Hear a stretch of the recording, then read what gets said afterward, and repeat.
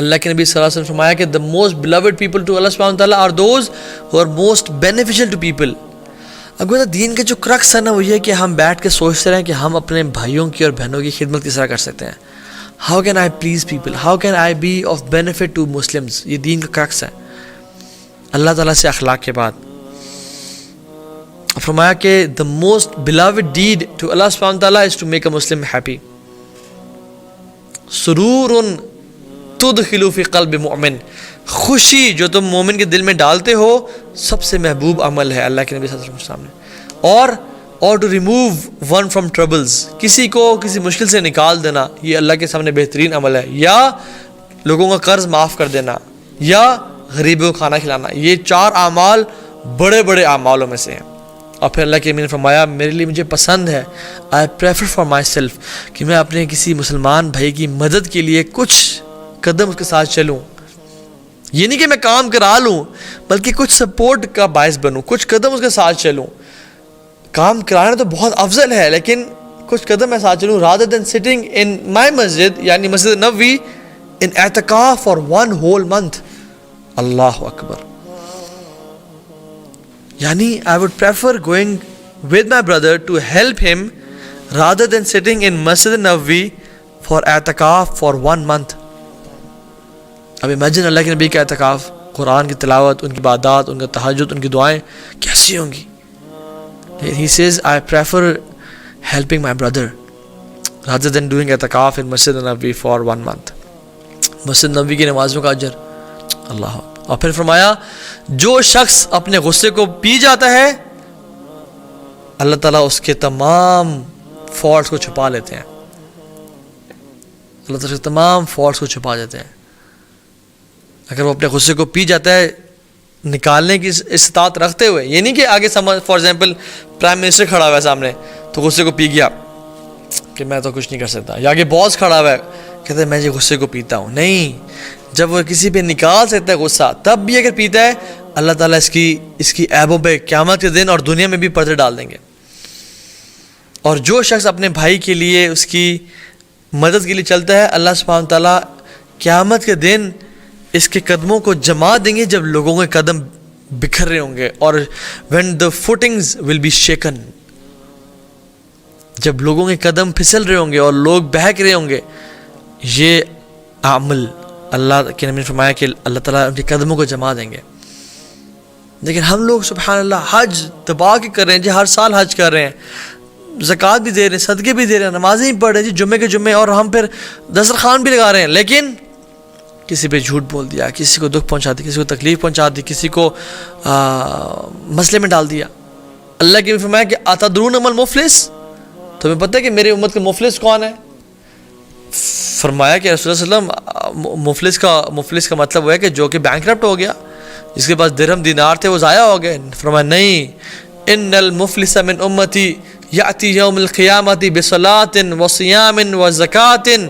مفلس میری قیامت میں وہ شخص ہے، میری امت میں وہ شخص ہے جو قیامت کے دن آئے گا نماز کے ساتھ، روزے کے ساتھ، زکوٰۃ کے ساتھ، ویاتی، اور وہ آئے گا کس کے ساتھ؟ قد شتم ھذا، کسی کو تکلیف پہنچائی ہوگی، وقد قذف ھذا واکل مال ھذا وسفک ھذا وضرب ھذا، کسی کو تکلیف پہنچائی ہوگی، کسی کو مارا ہوگا، کسی کی چغلی کی ہوگی، کسی کی غیبت کی ہوگی. اللہ سبحانہ وتعالیٰ تمام اس کے نیک اعمال لوگوں کو دے دیں گے اور لوگوں کے برے اعمال اس کے پلڑے میں ڈال کے اس کو منہ کے بل گھسیٹ کے جہنم میں ڈال دیں گے. یہ مفلس ہے میری امت کا. ہم لوگ کیا کرتے ہیں؟ اللہ تعالیٰ ہمیں بچائے، اللہ تعالیٰ ہمیں بچائے. So I want to end this lecture with a request کہ نیک اعمال میں سب سے بھاری، اللہ کے نبی صلی اللہ علیہ وسلم کے ساتھ سب سے قریب کرنے والا، اللہ کے نبی کی محبت کا سب سے پانے والا، جنت میں سب سے زیادہ انسان کو لے جانے والا اللہ کا تقوی اور حسن اخلاق. کتنی احادیث ہیں، خیرکم خیرکم لأہلہ. جمع کر لیں. میں تو آپ سے آج کچھ حدیث اب اس کہ میں کن حدیث کو کاٹوں کن کو نہ بتاؤں کیونکہ لیکچر لمبا ہو جائے گا. اتنی احادیث ہیں کہ بندہ کہتا ہے یار میں بیٹھ کے نا اپنے اخلاق پہ کام کرتا رہوں. اور ہم لوگوں کو سبحان اللہ وہ کر رہے ہیں مظلوم. واللہ العظیم قیامت دن اللہ سبحانہ وتعالیٰ سوال کریں گے جس پہ ظلم کیا گیا، ہاں جی بتاؤ کس نے تم پہ ظلم کیا. اور اللہ کی قسم اللہ تعالیٰ اس سے یہ بھی پوچھیں گے مظلوم سے کہ مجھے بتاؤ who came to help you, کون آیا تمہاری مدد کے لیے. کتنے لوگ ہیں جو کتنی مصیبت میں ہیں, پریشانی میں ہیں. they need your ears just to listen to, they need someone to smile at, they need your time, they are making دعا کہ یا اللہ کوئی شخص آ جائے میری مدد کرنے کے لیے, مجھے سپورٹ کے لیے. کتنے لوگ آپ کی مدد کے محتاج ہیں. imagine being an answer to someone's prayer, imagine being help of someone, imagine اللہ سبحانہ وتعالیٰ آپ کو ذریعہ بنائے کسی کی دعا کی قبولیت کا. اللہ اکبر, کتنے بڑی سعادت کی بات ہمارے لیے. تو ہمیں چاہیے کہ ہم نا اچھے اخلاق پہ بہت فوکس کریں. اسپیشلی دیکھیں لائف میں کچھ مزہ نہیں ہے اگر انسان کے اچھے اخلاق نہیں ہیں. اگر آپ لائف کو خوبصورتی کے ساتھ جینا چاہتے ہیں اچھے اخلاق اپنے اندر پیدا کر لیں.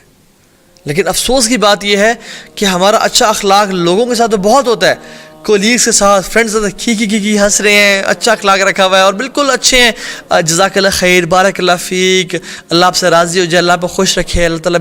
جب گھر آئے تو بالکل ایسے وہ اخلاق کا لباس کو پھینک دیا اور غصہ کر رہے ہیں اور ڈانٹ رہے ہیں, مار رہے ہیں اور پیٹ رہے ہیں جیسے کوئی بدماش آ گیا گھر میں. یہ جو ہے نا یہ بہت انفارچونیٹ بات ہے.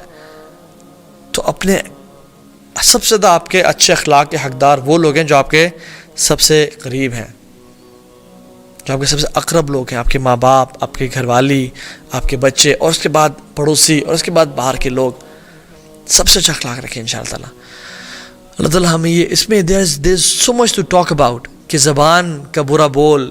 اللہ کے نبی صلی اللہ علیہ وسلم نے فرمایا کہ تمام جسم کے اعضاء روزانہ زبان سے بولتے ہیں اور فرماتے ہیں کہ اگر تم سیدھی رہی تو ہم بچ جائیں گے, ہم سیدھے رہ جائیں گے, لیکن اگر تم خراب ہو گئی تو ہم سب بھی خراب ہو جائیں گے اور برباد ہو جائیں گے. کیونکہ اگر زبان بولتی رہی تو یہ جہنم میں چلے جائیں گے, اور اگر زبان خاموش رہی تو یہ جو ہے نا جو ہمارا دین بھی ہے نا یہ بچا رہے گا, اور ہم اپنے لمز کو بچا لیں گے جہنم کی آگ سے. اور I'll end on this very note. 4 احادیث میں تمام اخلاق کو جمع کر دیا گیا ہے.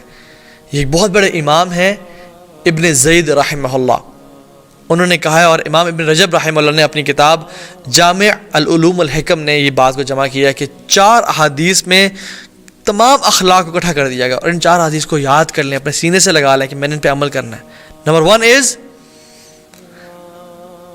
من کان یؤمن باللہ والیوم الآخر فلیقل خیرا او لیصمت. جو قیامت کے دن پہ یقین رکھتا ہے اور اللہ تعالیٰ پہ یقین ہے تو وہ فلیقل خیرا او لیصمت, وہ خیر کی بات کہے یا خاموش رہے. پہلی حدیث. دوسری حدیث, جب اللہ کے نبی کے ایک صحابی آئے اور کہا یا رسول اللہ صلی اللہ علیہ وسلم مجھے ایڈوائز کریں, تو کیا فرمایا کہ لا تغضب, غصہ نہ کرنا. تیسری حدیث کہ تم سے لا یؤمن احدکم حتی احب لاخیہ ما یحب لنفسہ, تم میں سے کوئی شخص اس ٹائم مومن نہیں ہو سکتا جب تک وہ اپنے بھائی کے لیے وہ نہ چاہے جو وہ اپنے لیے پسند کرتا ہے. تیسری حدیث.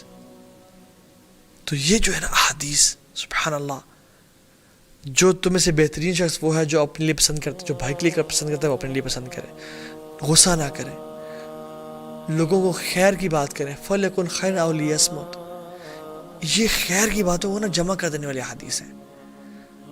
اینگر مینجمنٹ لوگوں میں بہت بڑا ایشو ہے, لوگ اپنے غصے کو قابو نہیں کر پا رہے, اور عجیب سی بات یہ ہے کہ اپنے غصے کو فوراً سے ناک پہ کھڑا ہوتا ہے کہ میں فوراً سے نکال دوں. By the way I have given lecture on anger management as well, جس میں سے آپ جو بھی آپ کو سننا چاہے جس کے اینگر یا ٹیمپر ایشوز ہیں وہ انشاءاللہ جا کے سن سکتے ہیں on the YouTube channel. And I pray to اللہ سبحانہ وتعالیٰ کہ may اللہ سبحانہ وتعالیٰ bless us and allow us to have good اخلاق, اور ہم جو نبوی اخلاق ہیں ان کو پانے کی اور ان کو اپنی زندگی میں